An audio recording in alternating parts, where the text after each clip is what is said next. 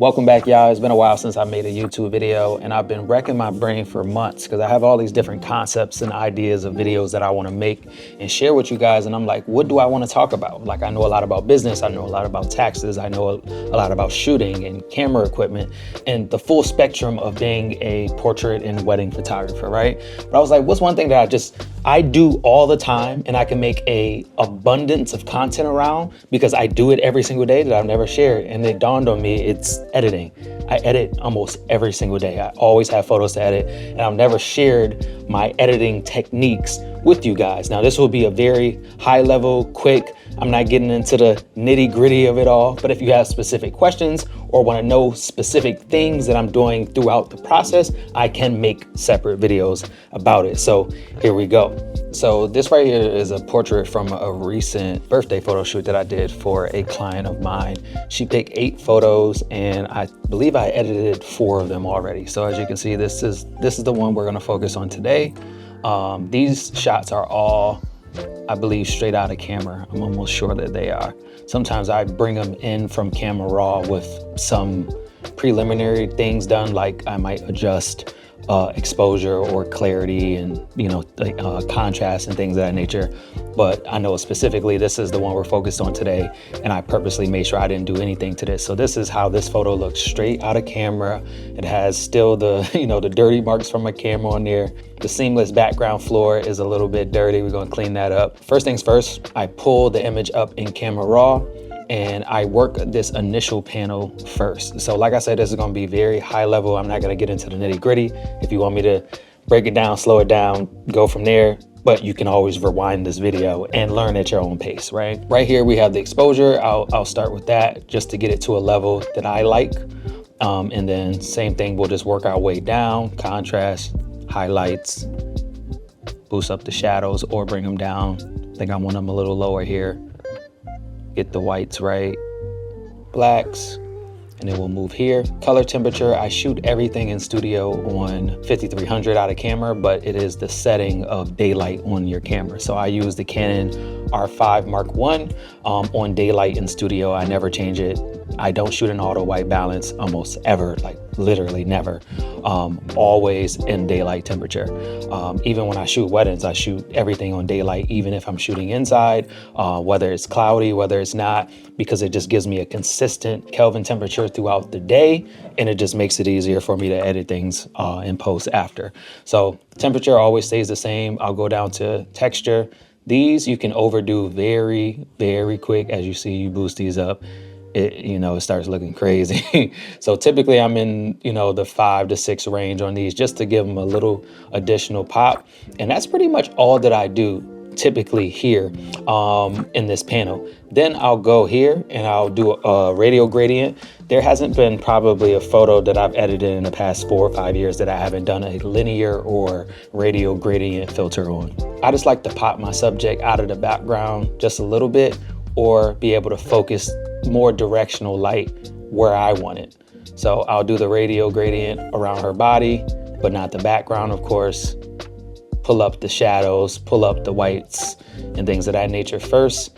And then once we get out of that, you can see kind of like the difference there. And if we actually even go to the filter, we can cut that on and off. You see how she's popping out of that background a little bit more. And I like that. That might be slightly overdone. So I might back that down just a little bit. So that's the preliminary stuff that I'll do in camera raw. Then I'll open the image in Photoshop and then we'll get to work, right? So I try to use all of the tools that Photoshop has to offer. So first things first, I'll go through and I'll get rid of all of the imperfections as easily as possible. So like little dirty marks on my camera sensor, things of this nature. At the bottom, clean these up. One of my soft boxes here are showing in the top right corner. So I'll edit that out. And I'm using some of these, I don't even know what they're called. I've been using them so long. Spot healing brush. I think if you put the cursor over here long enough, it'll tell you, yep, this is the spot healing brush that I'm using. And the first thing I'll do is, we get a lot of requests from our clients. I shoot probably 98% women. I don't target women. It's just guys just don't be booking photo shoots. So usually when I'm shooting a guy, it's usually for headshots, or the guy is in the photo shoot because his girlfriend or his wife is making him take pictures. And more guys should take photos, but the ladies are always talking about the flyaways. So I'll come in here and I'll use the clone stamp tool, and I'll just start removing some of the flyaways here and make sure it's actually on all layers, not just current layer. And I'll start removing all of the flyaways here.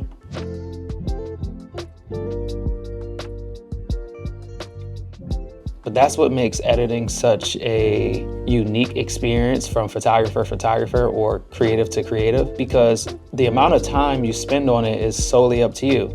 It's up to you to decide like what's enough, what's too much, am I overdoing it? Does this photo even require this much work? So I know a lot of photographers who make great money who don't take out flyaways whatsoever.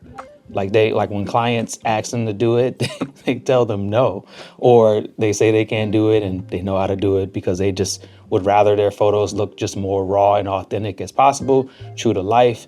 I'm more so kind of in the middle between like making you look the best, but kind of realistic as well. So like I'll take care of those flyaways for you. If a woman says she wants me to, bump in her, midsection a little bit, maybe, tighten her up here, whatever she wants. Like sometimes we'll do maternity sessions and the mom may be 7 or 8 months pregnant, but her belly isn't showing as much as she would like. So we'll bump it out, or it might not be as round. So we'll like just make it look more perfect for the photo.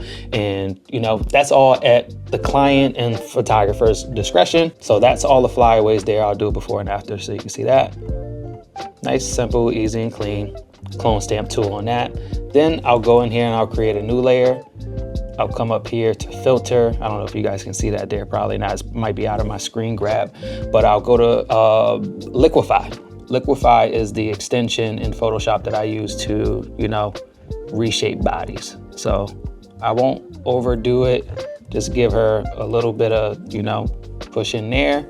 Same thing with the hair. Sometimes if ladies want their hair to look more like bone straight and not as fluffy, I might bring it in a little bit like that with liquify as well. Same thing with chin lines, you know what I mean?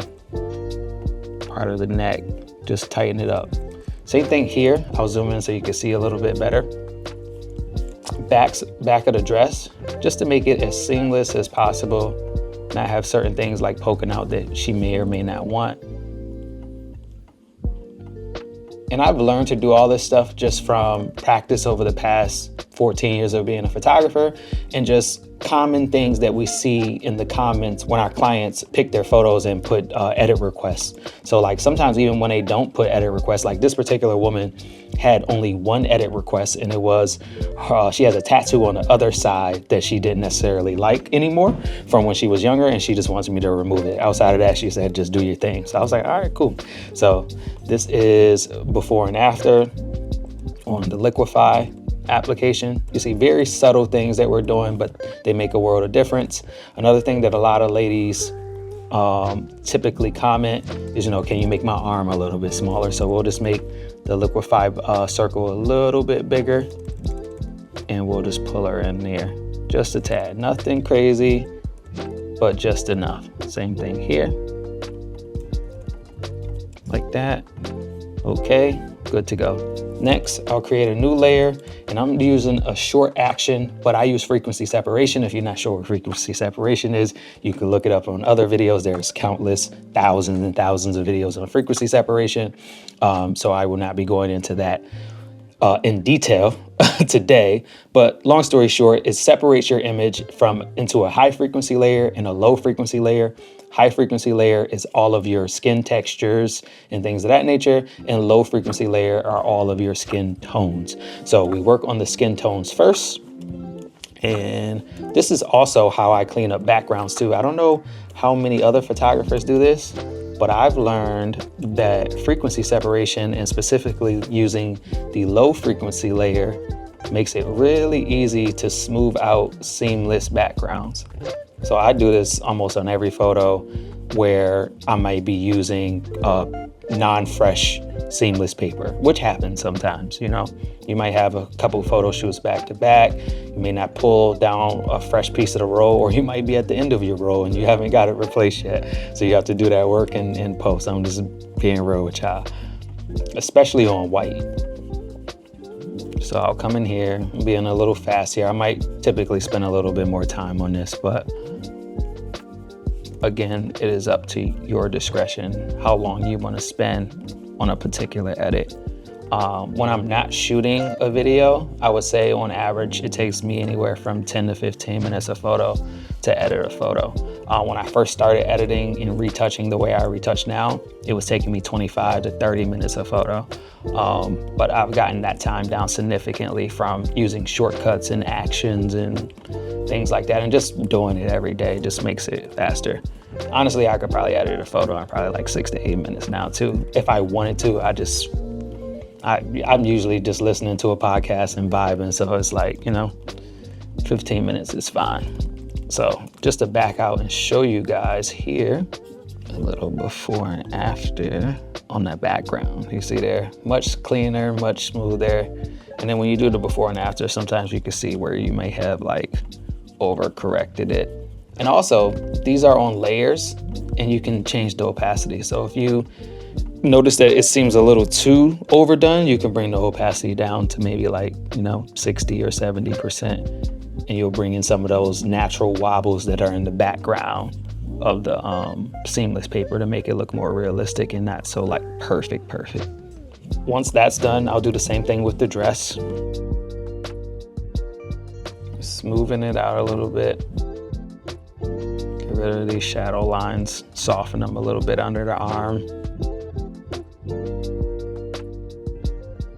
Again, there's no right or wrong way to edit. Everybody has their own techniques and different ways to get to the same result.